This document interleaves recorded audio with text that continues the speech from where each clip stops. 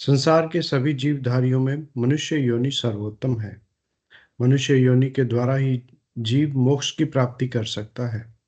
यह योनि एक ऐसा संगम है जहाँ से अगर जीव अच्छे कर्म करता है तो निरंतर ऊपर उठता हुआ निश्चित रूप से मोक्ष प्राप्त कर लेता है।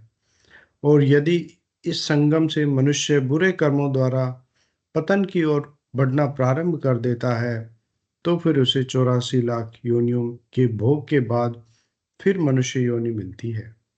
इस प्रकार जीव मनुष्य योनि को अगर व्यर्थ में बिता देता है तो समझो कि उसके कर्म फल बहुत बुरे हैं। कर्मों की गति गहन है। ईश्वर के सिवाय इसको समझने की क्षमता किसी में नहीं है। कलयुग में मोक्ष प्राप्ति के दो आसान रास्ते हैं। पहला, ईश्वर के नाम का निरंतर जप करना। दूसरा, दान। इस युग का मानव प्रदर्शन और प्रचार करके अपने आप को सच्चा अध्यात्मवादी समझ रहा है,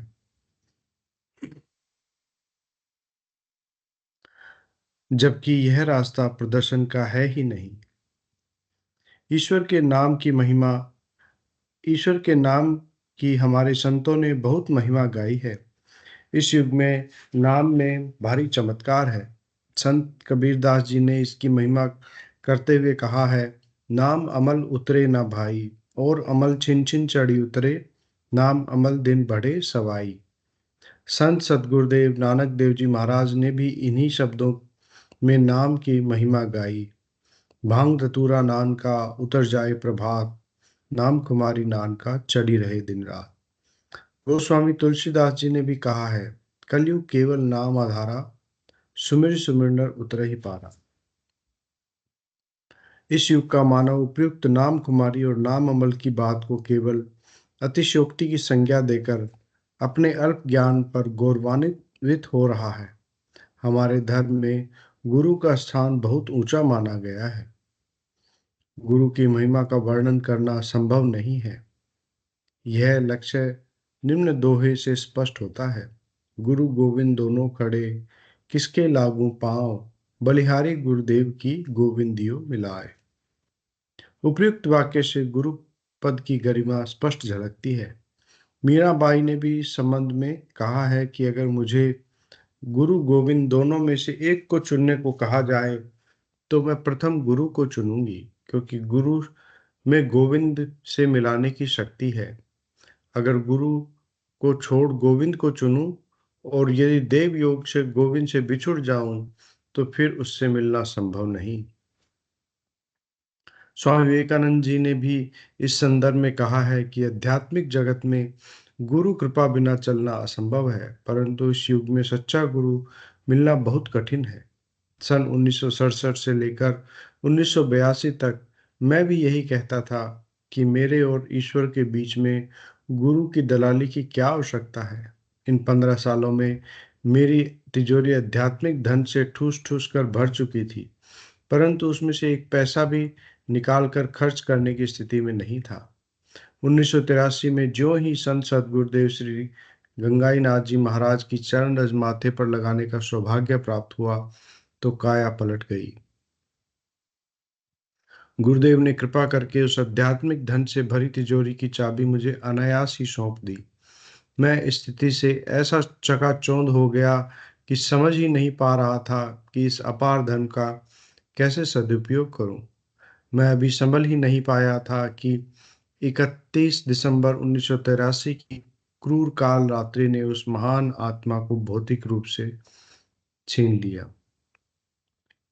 इसके बाद करीब 2 साल अगस्त 1985 तक मैं अपनी शुद्ध बुद्ध खोए हुए पागल की तरह से भटकता रहा। 23 अगस्त 1983 से 6 अगस्त 1985 तक मैं बिना किसी भौतिक कारण के अपनी नौकरी से अनुपस्थित रहा। इसके बाद नौकरी पर उपस्थित हुआ, जामसर जाकर समाधि पर पूजा अर्चना की तो दूसरी ही दुनिया में पहुंच गया। धीरे धीरे जब शांत हुआ तो यह देखकर चकित रह गया कि गुरुदेव अनायास ही अपनी असंख्य पीढ़ियों की अथाह आध्यात्मिक धनराशि मेरे नाम वसीयत कर गए। मैं आज भी नहीं समझ पा रहा हूं कि मेरे पास कितना आध्यात्मिक धन है और इसका उपयोग कैसे करूं। परंतु एक बात से मैं आश्वस्त हूँ कि आज भी पग पग पर मुझे गुरुदेव पथ प्रदर्शित करते हैं। गुरु कृपा से मेरे साथ आध्यात्मिक संबंध जोड़ने वाले लोगों को नाम कुमारी और नाम अमल का आनंद आने लगता है। मुझ में कुछ भी शक्ति नहीं है, यह गुरुदेव के आशीर्वाद और ईश्वर कृपा से हो रहा है। मुझे इस संबंध में कोई भ्रम नहीं है। मैं अच्छी प्रकार समझ रहा हूँ कि यह शक्ति असंख्य गुरुओं द्वारा संचित की हुई है, जो कि अनायास ही मुझे गुरुदेव द्वारा वसीयत में मिल गई। गुरु कृपा की महिमा करने को न मेरे पास भाव है और न ही शब्द, अतः उसका वर्णन करना कम से कम मेरे बस की बात तो नहीं है। इस युग में दूसरा मोक्ष प्राप्ति का रास्ता दान है। हमारे संतों ने कहा है, कलयुग में दान ही एकमात्र धर्म है। तप और कठिन योगों की साधना इस युग में नहीं होती।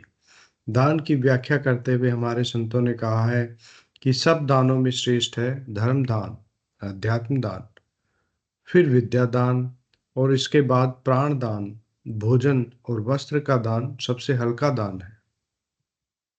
इस संदर्भ में व्यास जी ने भी कहा है कि आध्यात्मिक ज्ञान दान ही सर्वोत्तम दान है।